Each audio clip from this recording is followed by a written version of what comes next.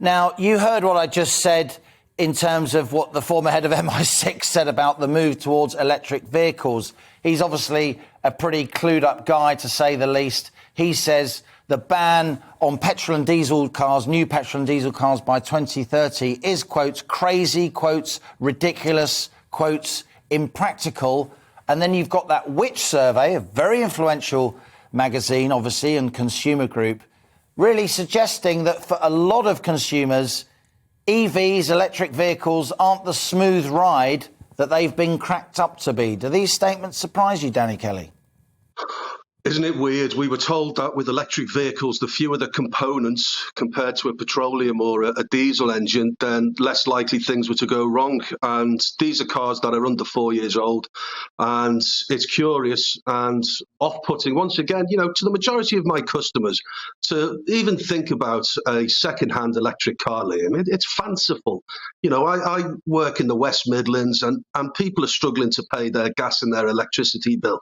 So for the government to think by 2030, if you want a new car, you've got to go electric. It's just completely fanciful. They may live in an area packed with terraced houses. They can't guarantee that they're going to get a space outside their house to charge their cars. And now we hear the news that they're less reliable than petrol or diesel cars. So there's not a lot going for them, is there? If I won't touch them, by the way, Liam. I'm a second-hand car dealer. I won't touch them. Reason being is that I have to put warranties on my cars, and the battery degradation, even a Tesla for £150,000. Yes, you get a 5-year warranty with 150,000 miles, but Tesla say that they will tolerate a degradation of up to 30%, which means that your range will be cut by 30% potentially. So if Tesla won't guarantee it, I certainly won't.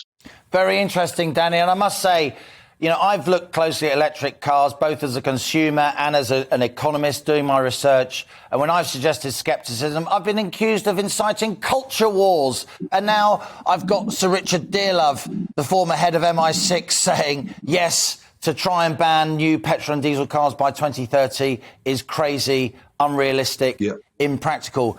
But look, there's two sides to every story, and that's what On the Money is all about. We value debate above everything else. And I know, John Consterdine, great to have you on the show. You're becoming faster On the Money regular there. Joining us from your wonderful electric taxi in Manchester. I know you're a huge fan of electric cars, aren't you?